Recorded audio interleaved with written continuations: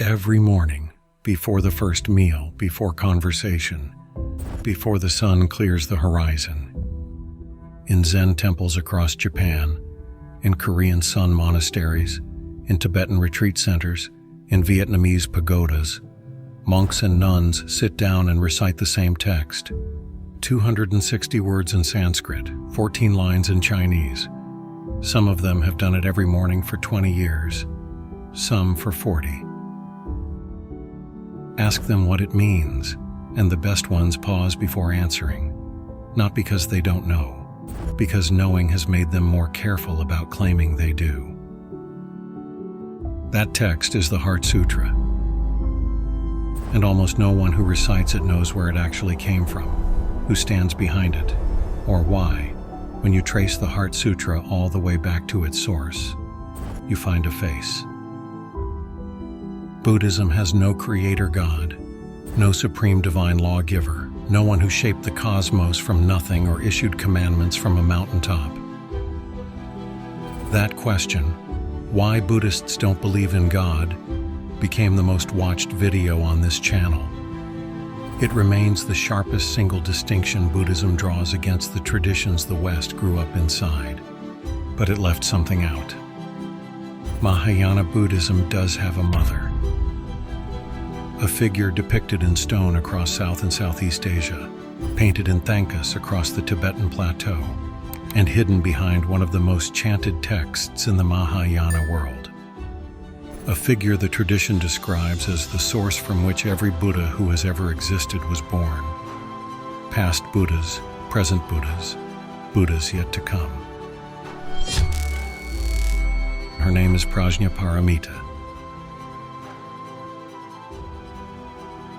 The word combines two Sanskrit terms, prajna, wisdom, in the sense of direct, clear seeing of how things actually are, and paramita, a word that resists easy translation, excellence, perfection, noble character quality, or literally that which has gone to the other shore, gone beyond ordinary understanding, gone to a place where the categories we normally rely on no longer apply.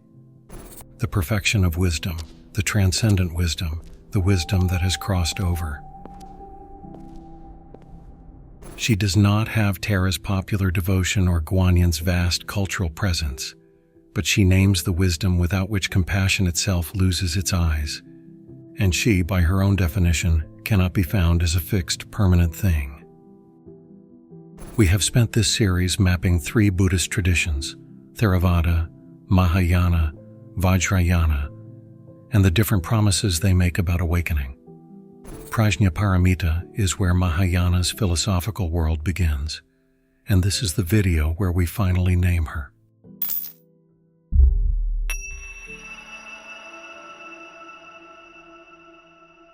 She was not always represented as a goddess.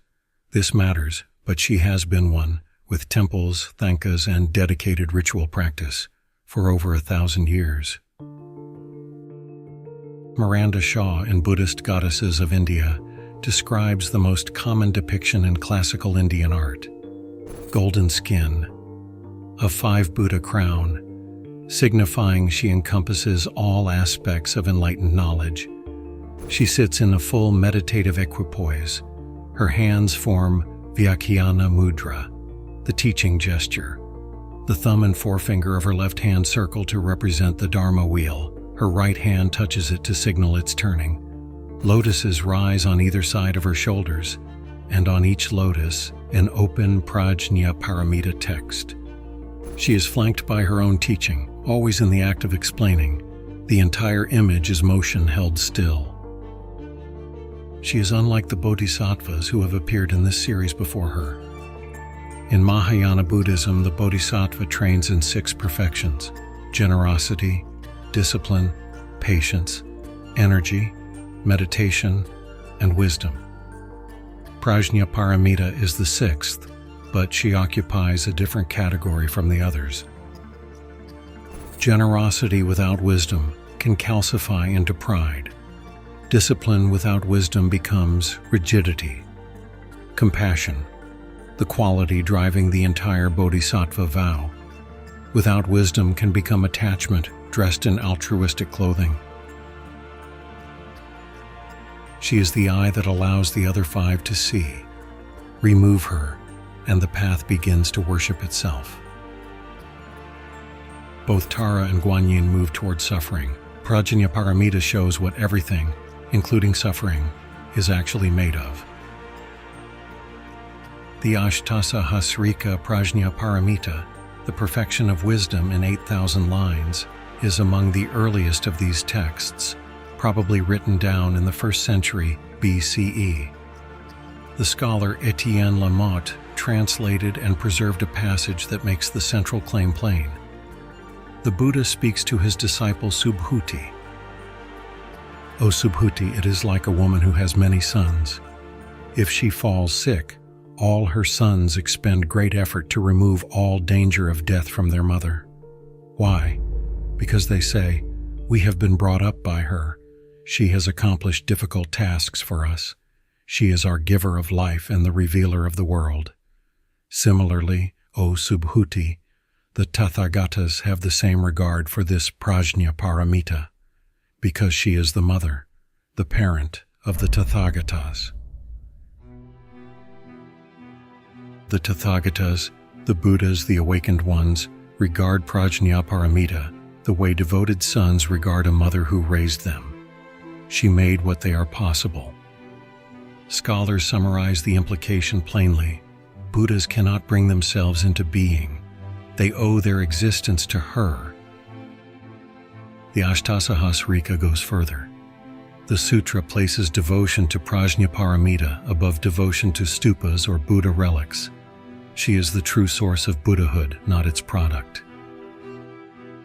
The Tibetan tradition calls her Yum Chenmo, the Great Mother, and describes her as the feminine aspect of ultimate truth, the empty quality of luminous wakefulness.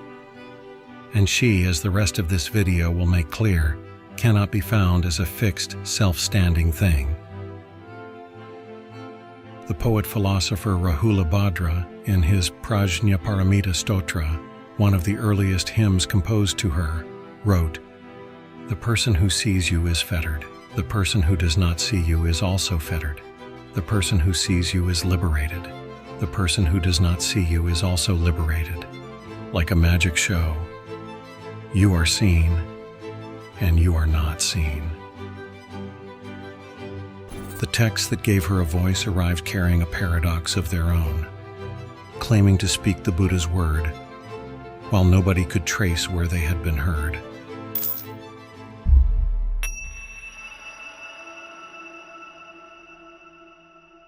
The Ashtasahasrika opens exactly like any canonical Buddhist text. Evam Maya Shrutam. Thus have I heard, the words that ask to be heard as the Buddha's voice. The problem: no established lineage could show where it had been heard. Several centuries after the Buddha's death, manuscripts began circulating in Buddhist communities. Scholars believe among the Mahasamgika schools along the Krishna River in southern India, near the great stupas at Amaharavati. They carried canonical authority in their opening words. The teaching inside was unlike anything in the established canon, more philosophically radical, more unsettling in its conclusions, more demanding of its reader, and they claimed the Buddha taught them. The tradition offered an explanation. The texts had always existed. The Buddha taught them to a prepared audience, but humanity wasn't ready. The Nagas, the great serpent beings of Indian cosmology, preserved them beneath the ocean until the right moment, when a philosopher would descend to retrieve them. That philosopher was Nagarjuna. The story invites skepticism, but dismissing it misses something real.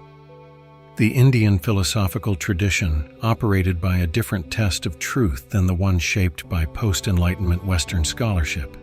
A text's authority derived not from a verifiable chain of transmission, but from one question: does it produce awakening? Does it work? A different test, not a lesser one, and Mahayana adopted it completely. Something stranger was developing alongside the texts themselves. Scholar Jacob Kinnard's analysis reveals a striking claim inside the Ashtasahasrika itself.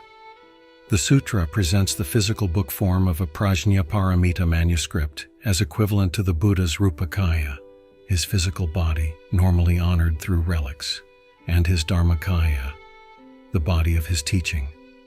Worshipping the manuscript was worshipping the Buddha. The text was not a record of wisdom, the text was her. Before the 7th century CE, Prajnaparamita existed primarily in language, a wisdom personified through the feminine gender of prajna in Sanskrit, through the mother metaphors woven through sutra after sutra, through communities that built entire devotional practices around physical books. Then the manuscripts became a face. Beginning roughly in the 7th to 8th century CE, iconographic depictions of Prajnaparamita as a specific deity started to appear. The earliest surviving images are from the Ellora caves. By the time of the Pala Empire in northeastern India, 750 to 1161 CE, images of her had been found at virtually every major monastic site in the region. The sutras gave rise to a goddess. The goddess gave the sutras a face that could be contemplated, addressed, and visualized in meditation. For the Mahayana communities receiving these texts, this was revelation. The Buddha's deepest teaching, finally accessible. For traditions whose canon was already established, including the Theravada lineages mapped in earlier videos, these sutras had no recognized chain of transmission back to the early community. They remained outside the canon. This became one of Buddhism's defining arguments about authority. Two communities, one founder, different answers to the same uncomfortable question: what counts as the Buddha's word? That question never fully resolved. The traditions that diverged here remain apart. Many serious conversations between Theravada and Mahayana eventually return to this point, not with hostility usually, but with the care of communities who know they built their practice from different sources. From hundreds of thousands of Sanskrit verses composed across centuries, one text eventually emerged as the distillation of everything she had to say. A text so short it almost disappears, written quite possibly in a language she never actually spoke.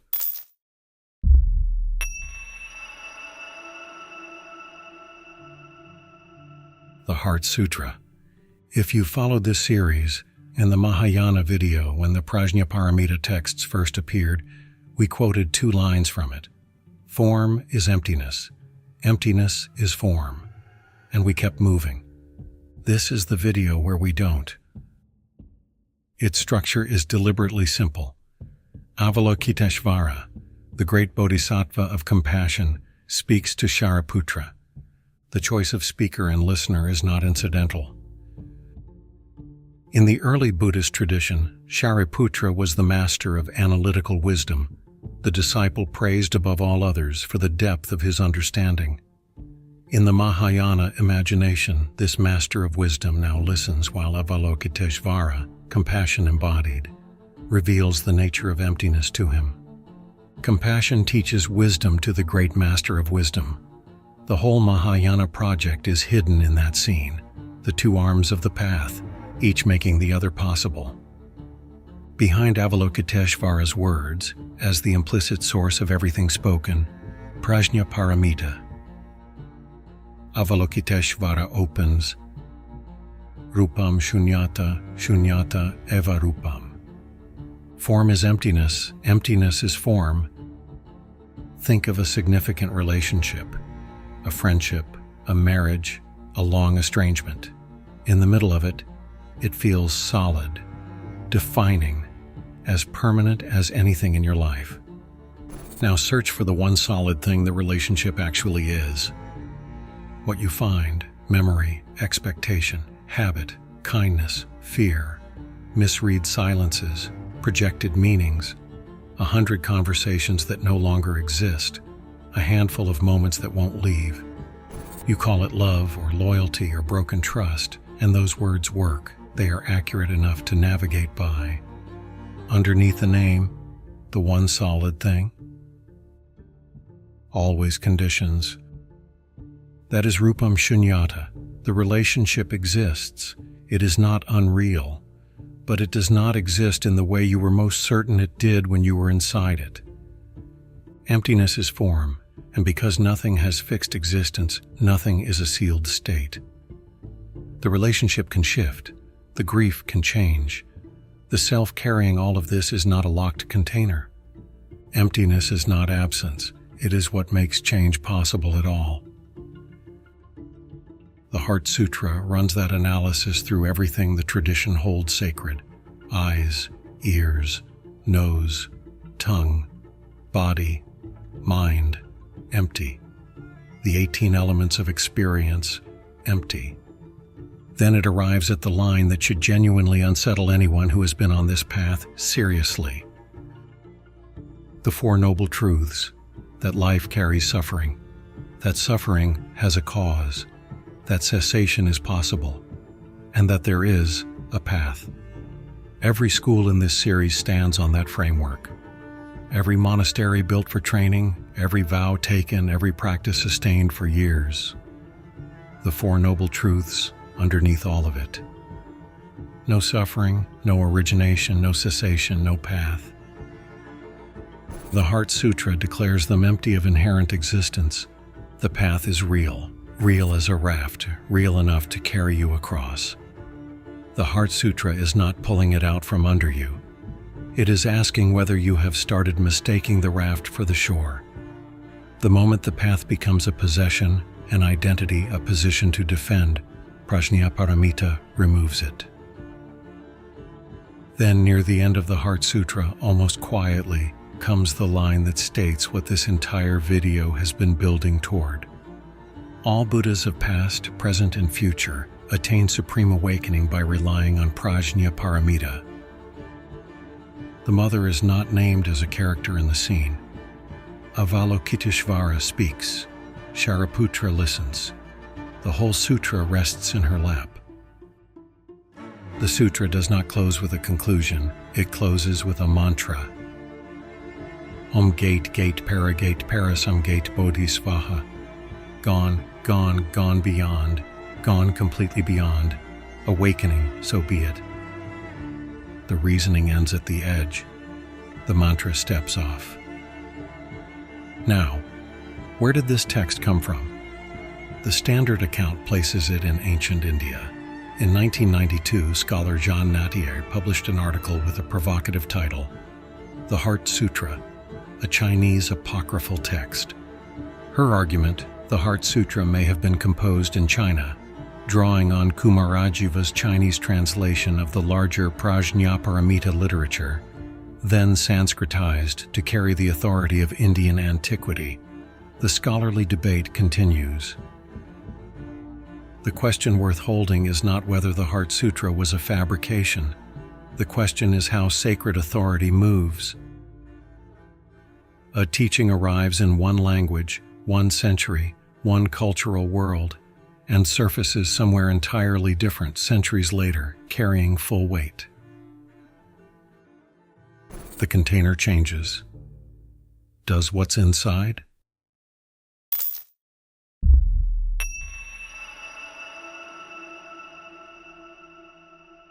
Nagarjuna, whose own dedicated video is linked at the end, read the Prajnaparamita literature and recognized something most readers missed.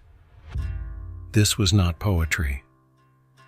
A precise argument about the nature of reality, one that demanded a philosophical response of equal precision. The legend bound them together. Prajnaparamita gave Nagarjuna his source. Nagarjuna gave the source a method. That method was Madhyamaka, the middle way philosophy. Its central verse from the Mula Madhyamaka Karika, one of the most commented upon passages in all of Buddhist philosophy, reads, "Whatever is dependent arising, that we call emptiness, that is dependent designation, that itself is the middle way." 3 lines.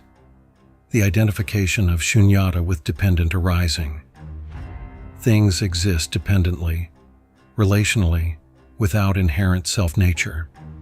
That is the middle way, not a compromise between nihilism and eternalism, but a precise description of how things actually are.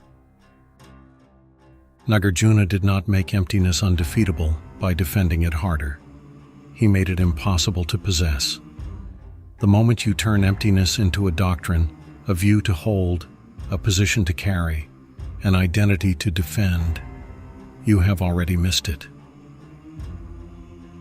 Emptiness itself, Nagarjuna argued, is empty. Sunyata has no inherent existence either.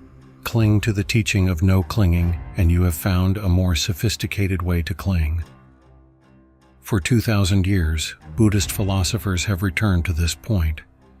Because it is so difficult to attack without turning emptiness into exactly the kind of fixed position Nagarjuna refuses to hold. Engage with this seriously, and it produces a specific disorientation. Teachers across traditions describe the same pattern. Reach for solid ground, and discover that the search for solidity was the problem all along. Months of familiar concepts becoming unreliable, every certainty examined and found to be conditional, not a foundation. What settles in time is not an answer. It is the relief of no longer needing one.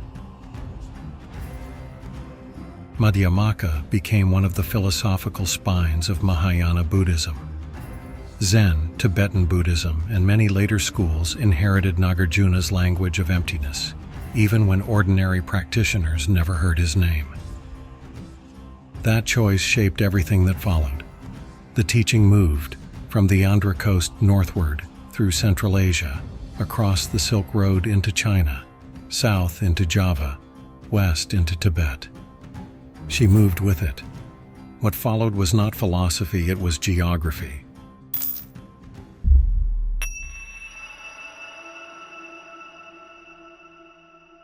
In 868 CE, a craftsman somewhere in China carved wooden blocks, pressed ink to paper, and produced a text.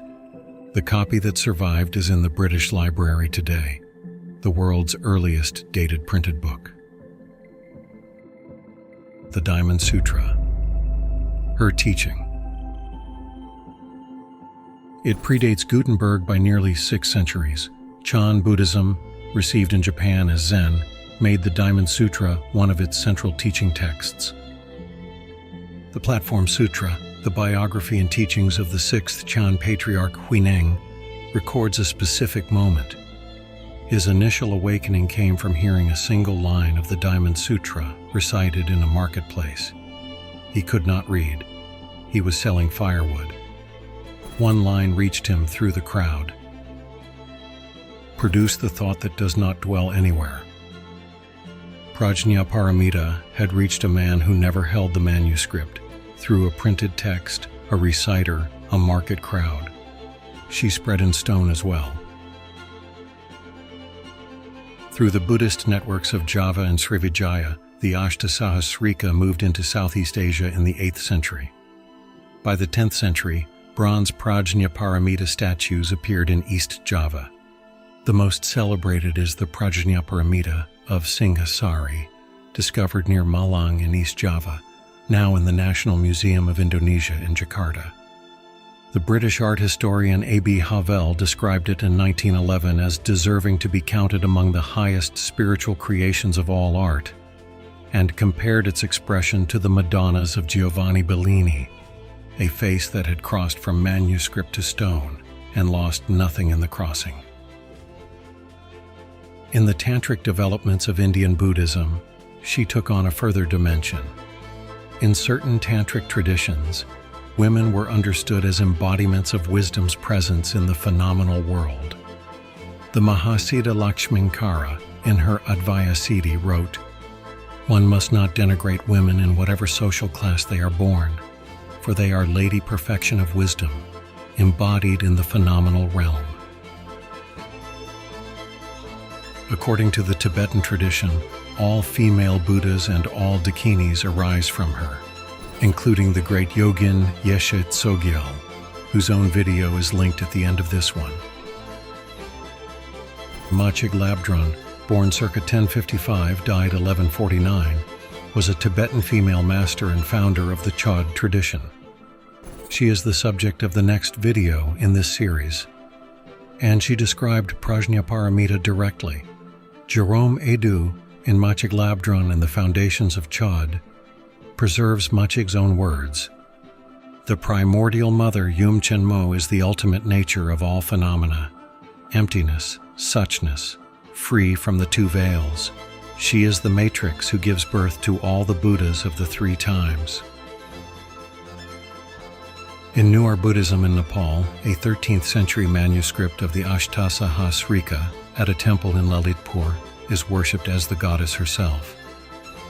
Miranda Shaw, drawing on fieldwork by David Gellner, records what devotees say. The goddess herself is present in the text. Practitioners bring votive offerings before an open book, seeking healing, clarity, merit. A text treated as a living presence, which is what the Ashtasahasrika always claimed.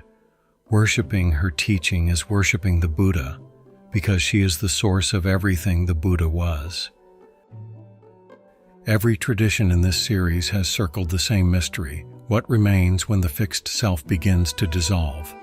Theravada, Mahayana, Vajrayana. Each approach it through different practices, different maps, different figures. Prajnaparamita gives Mahayana its most radical answer, and places that answer at the very beginning, before the path has been walked at all.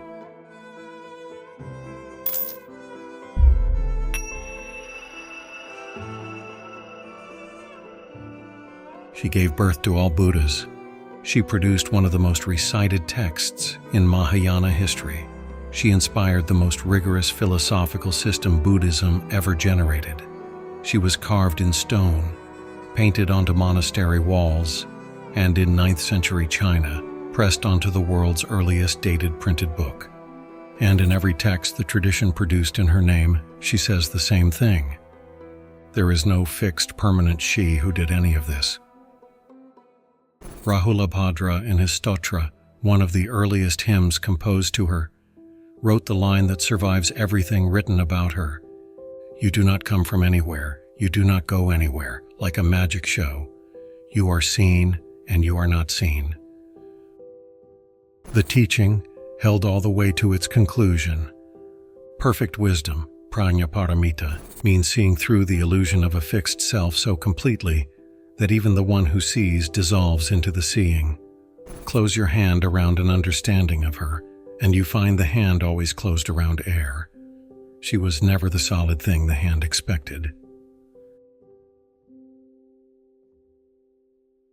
Theravada gave us the path, a precise eightfold map from suffering to liberation, the Buddha's first and most careful gift.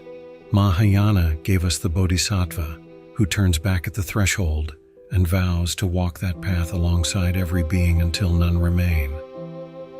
Prajnaparamita gave Mahayana the ground to stand on, and then told it the ground was empty. One tradition heard that the ground was empty and asked one further question.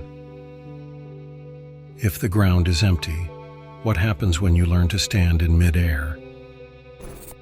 Vajrayana, the fastest path to enlightenment, or the most dangerous? That video is linked below. If this series has given something shapeless a shape, share it with someone who would find the same value in it.